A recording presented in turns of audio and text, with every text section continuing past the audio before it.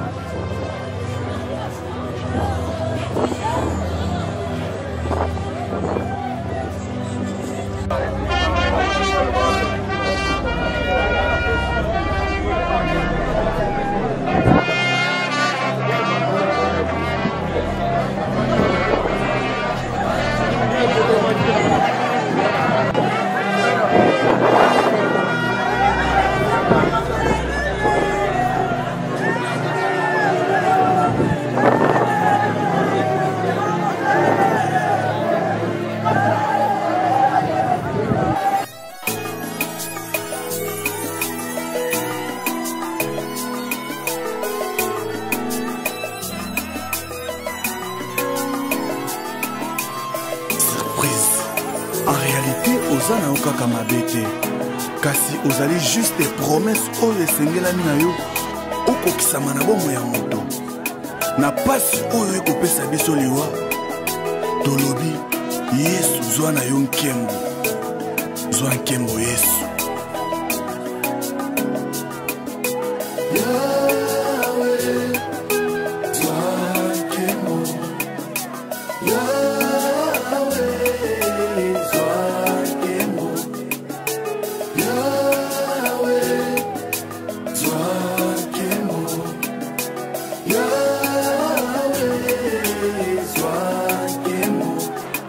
Kina meko atiki biso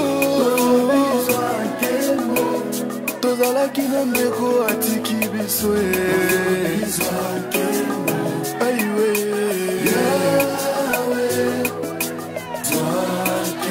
Zwakemo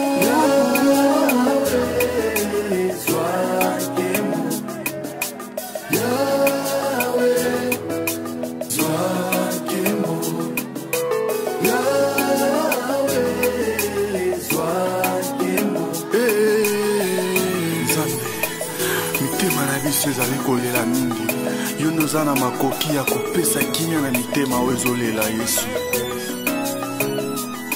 Soki tosangani lelo ezali mpo na mitema eleli yawe.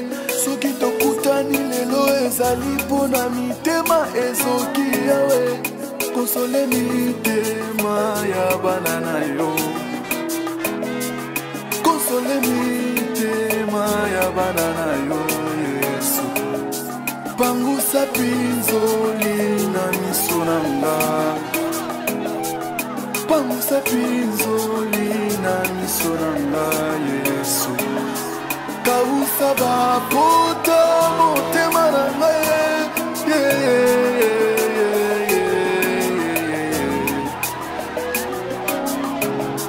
Kausa bapota motema nanga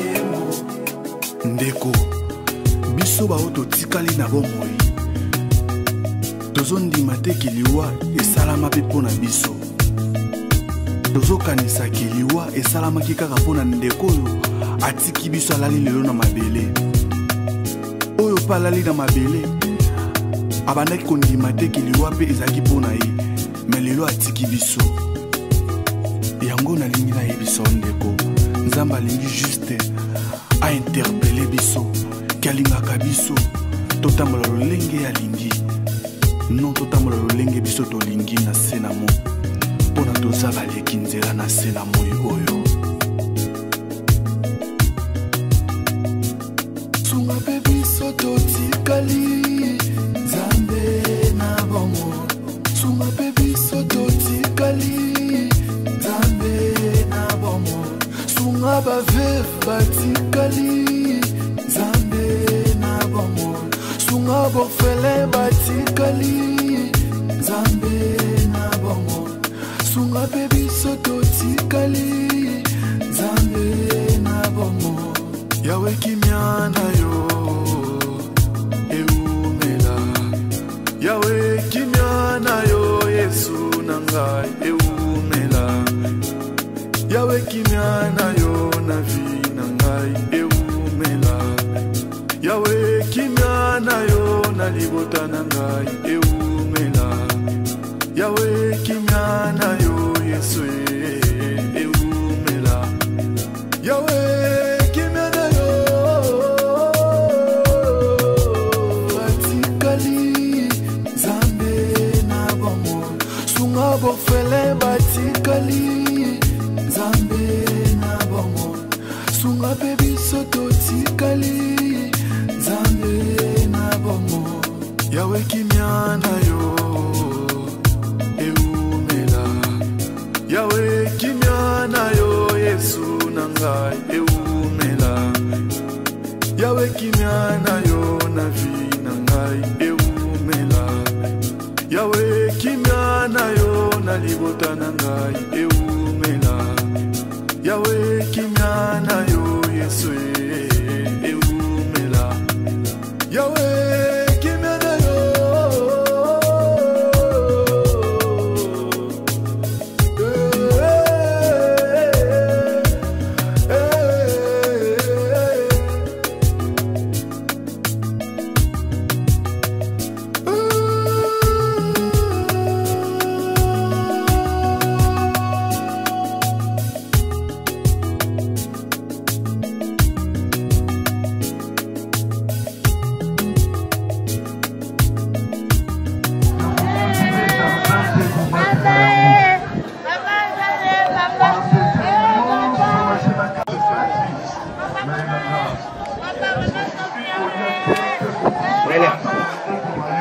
Je crois un peu rapidement commencer notre programme.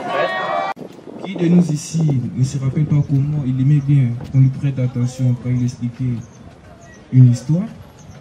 Dans des manifestations des familles, il était celui qui prenait la parole, commençant toujours par la prière, car c'est celui qui le définit le mieux, un homme de prière.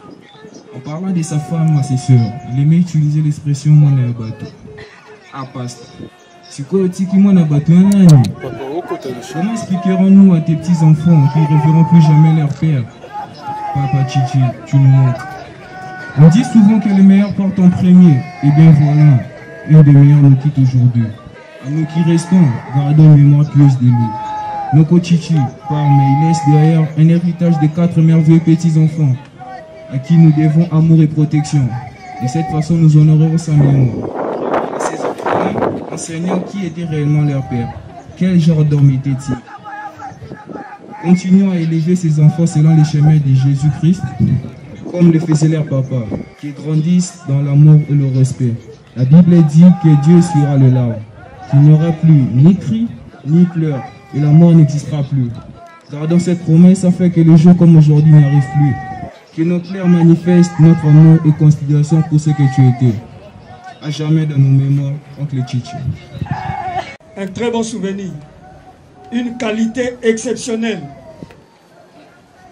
Chichi était un homme qui ne savait pas dire non. Je garde comme souvenir de celui qui dort aujourd'hui. et que l'Éternel le recueille à son royaume dans la paix. Nous appelons le pasteur Jean-Marie. Oui, je demande de ta force pour que je puisse témoigner. C'est grand frère.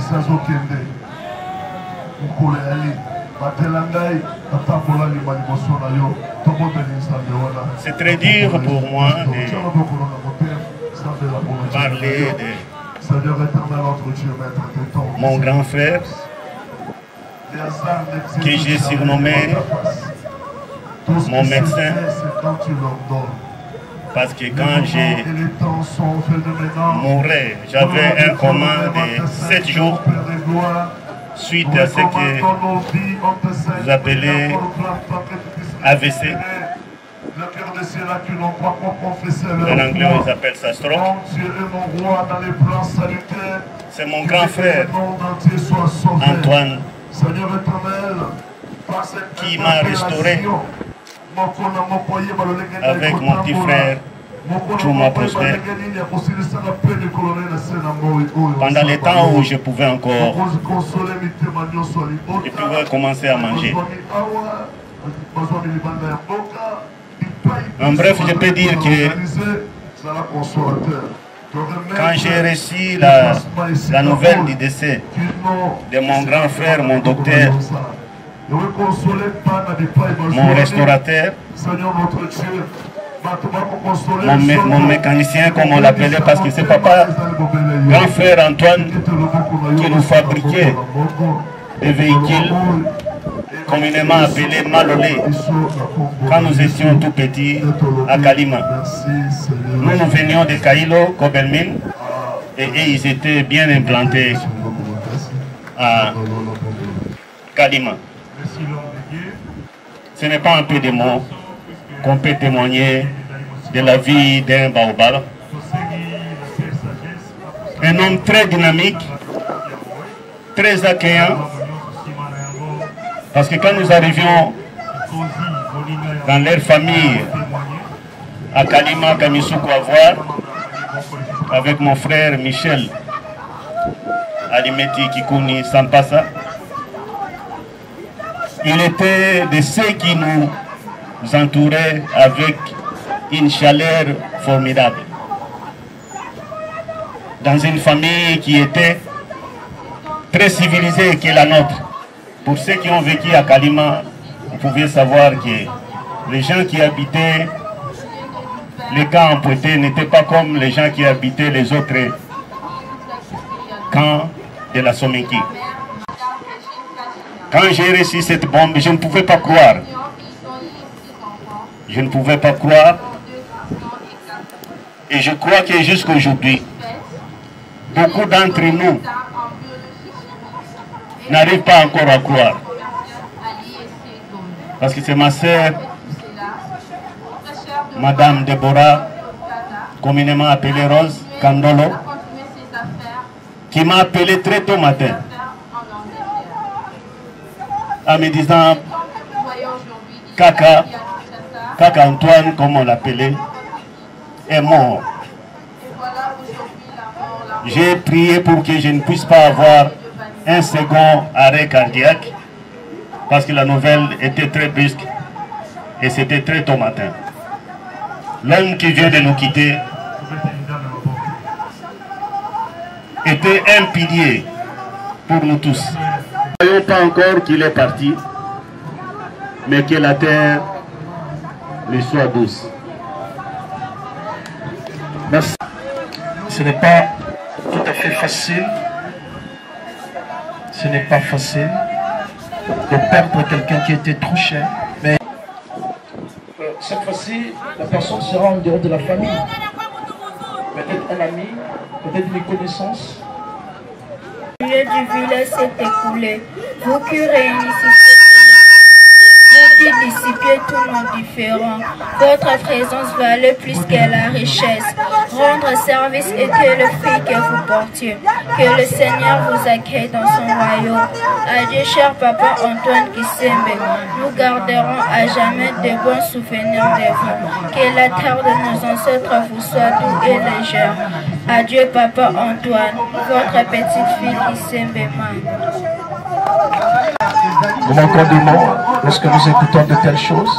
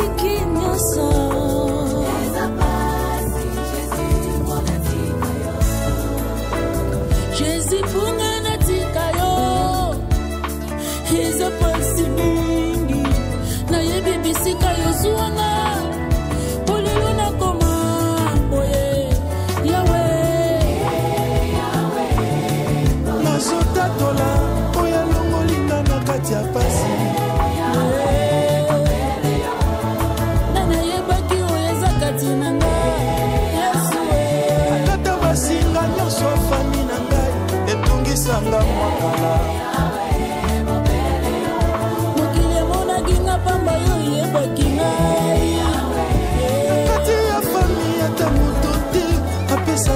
chanson.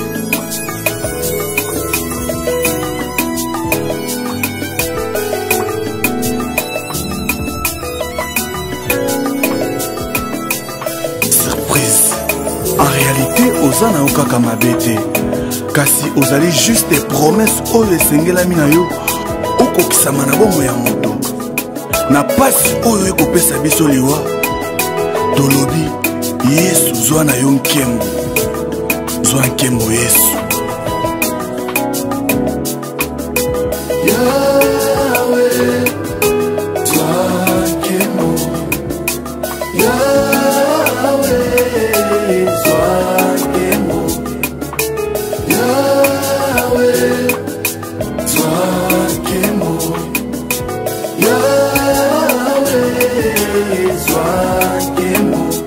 tozalaki na ndeko atiki biso tozalaki na ndeko atiki biso aiwe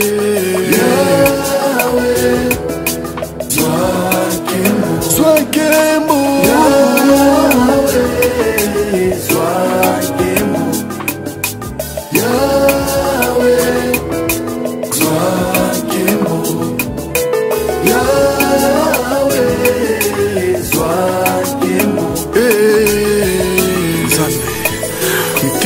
biso ezali kolela mingi yo noza na makoki ya kopesa kimia na mitema oyo ezolela Yesu soki tosangani lelo ezali mpo na mitema eleli yawe soki tokutani lelo ezali mpo na mitema ezoki yawe konsole mitema ya bana na yo konsole mitema ya bana na yo Yesu pangusa pinzoli na miso na nga pangusa pinzoli na miso na nga Yesu kausa bapota motema na nga